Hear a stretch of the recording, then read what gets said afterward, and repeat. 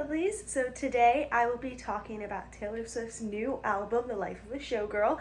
It's going to be a little bit more of a low effort video just because I'm posting this on Sunday but filming this on Friday when it comes out.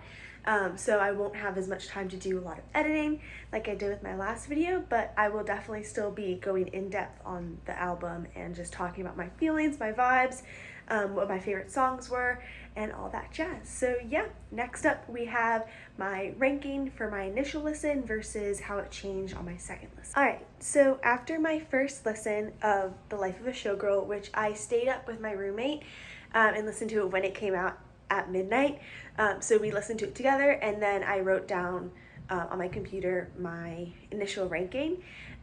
So my top song is Cancelled, and then number 2 is Wood, 3, The Life of a Showgirl, 4, Eldest Daughter, 5, The Fate of Ophelia, 6, Honey, 7, Actually Romantic, 8, Wishlist, 9, Elizabeth Taylor, 10, Father Figure, 11, Opalite, and 12, Ruin the Friendship. For my ranking after the second listen, it's still Cancelled and Wood, and then Actually Romantic, Opalite, The Life of a Showgirl, The Fate of Ophelia, Elizabeth Taylor, Eldest Daughter, Wishlist, Honey, Father Figure, and Ruin the Friendship is still at 12. So up next, I'm gonna sort of break down my feelings on each song, and then I'll talk about the album as a whole. Alright, so for Cancelled and Wood, I feel like they're kind of really similar in sort of like the backing tracks and like the vibes. To me, they're like the most Reputation album, Reputation era-ish, which is my favorite album, and I sort of really like that whole vibe and the whole like music, like the rock kind of thing. With Cancelled and Wood, they're like very sensual, honestly very rep. I love the whole like the lyrics of Cancelled. I feel like lyrics and like backing track and all that, it's absolutely my favorite just for that reason. Wood, I think, is hilarious. Very Sabrina Carpenter. And then Actually Romantic, I just love the vibes. I love like how the song feels. I love the way it like sort of moves. Opalite, I just love the lyrics. It's such a pretty song. The Life of a Showgirl, I mean, I didn't want to put this so far down in my second listen because I still really, really like it. It would probably honestly be tied at 4 with Opalite. I mean, I love Sabrina Carpenter. I love Taylor Swift. Like, I really love how Taylor Swift sings most like in her lower register. And I just love like how fun it is. And the ending of the song with like the concert outro, me and my roommate were like, we were crying when we listened to it. Like it just feels so nostalgic, and having that concert outro just really brings together the whole feelings of this being like a showgirl album, like about the Eras tour, sort of like having that outro. It was just so sweet, and I really, really like that part.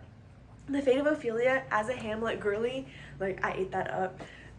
I do love me some literary references in a song, and this was a lot of that from Hamlet. So I really like that, and I definitely feel like after a lot more listens, it's gonna go up higher on my list. Feels very folklore. Elizabeth Taylor, I like it.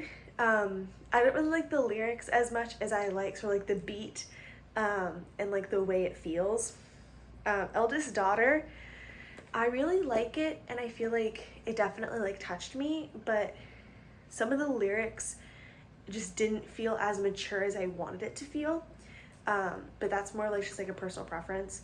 I do think it's a very pretty song, a very beautiful song, and a very touching song, but I do think it could have hit harder with some different lyric choices. Wishlist, honestly, really forgettable to me. I mean, it's like cute to listen to, and I did enjoy it, but like immediately after the song was over, I was just like, I don't remember what I just listened to, and I like when a song sticks with me more than like just immediately disappears. Honey, same kind of thing as Wishlist. I just liked it a little bit less than Wishlist. Father Figure, I expected to be like a completely different song. Same with Ruin the Friendship, which is why they're my bottom 2.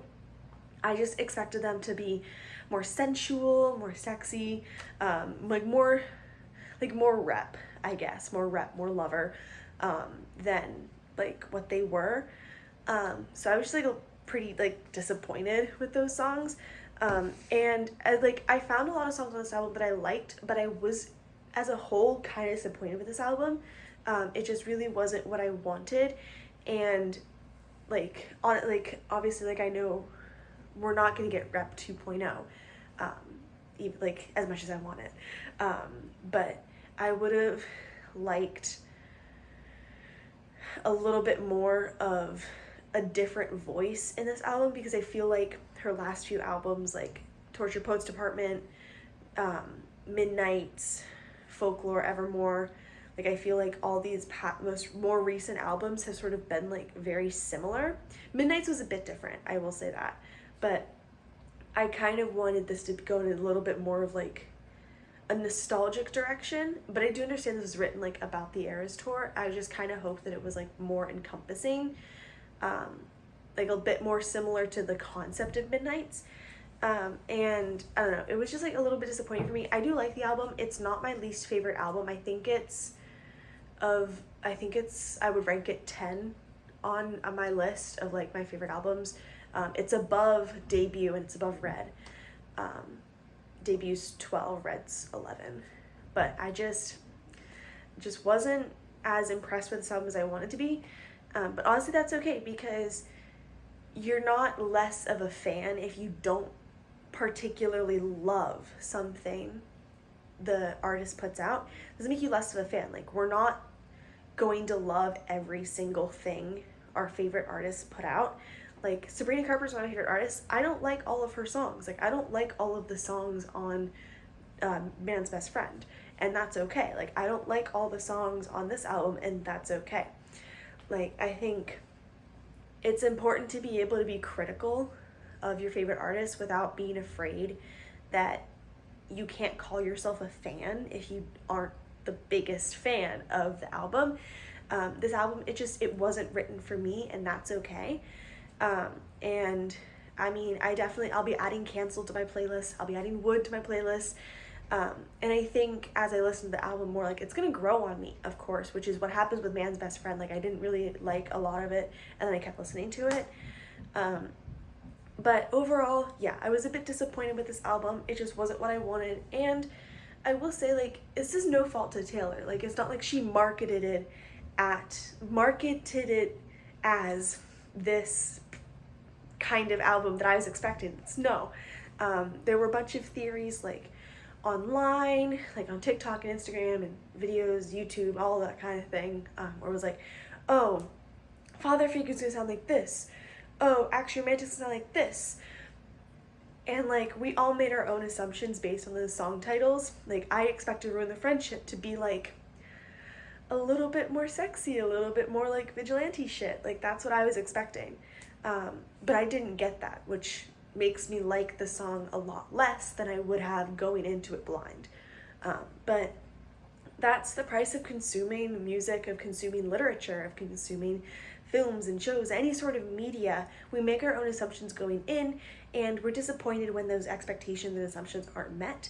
And it's no fault to Taylor that this isn't my favorite album of hers, because it wasn't she went online and she said, oh, this is going to be Rep 2.0. No, people were making their own assumptions based on what Taylor did give us. And just because some of the photo shoot mimicked the Reputation photo shoot,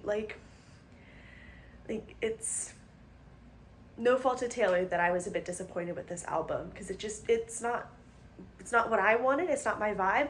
But that doesn't make me any less of a Swiftie or any less of a fan. I'm literally, I have the Folklore cardigan. I spent $80 and,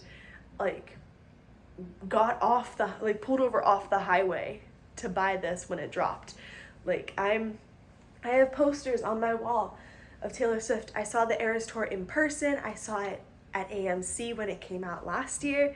I have all of her albums on CD. Just saying, it doesn't make you or me any less of a fan if you're a little disappointed with the way this album turned out. So it doesn't make you any less of a fan, and we're allowed to critique artists and critique their work without being canceled for it. But yeah, that is my unpacking of The Life of a Showgirl by Taylor Swift. A bit non-bookish, but I'm a Swiftie and it fits with like my own personal interests, so I figured why not do a little video on that, like low effort, just yapping pretty much. But otherwise, generally I post content that's reading, writing, just the life of a college student. I turn 20 in January. So mostly this account is going to be documenting my 20s and like the last couple months of my teens. But yeah, so follow along if you want some more reading content, writing content, author content. But yes, I'm a Swiftie and I'm very excited, honestly, just to have a new Taylor Swift album. Yeah, so let me know in the comments what your thoughts on the new album were. Let me know what your top 3 songs are, because I'm very interested. Like, I want to know people's opinions. Like, this is a conversation that we're having. So yeah, let me know in the comments what your top 3 Taylor Swift songs are from this album, or top 3 in general. Yes, see you next video. Bye.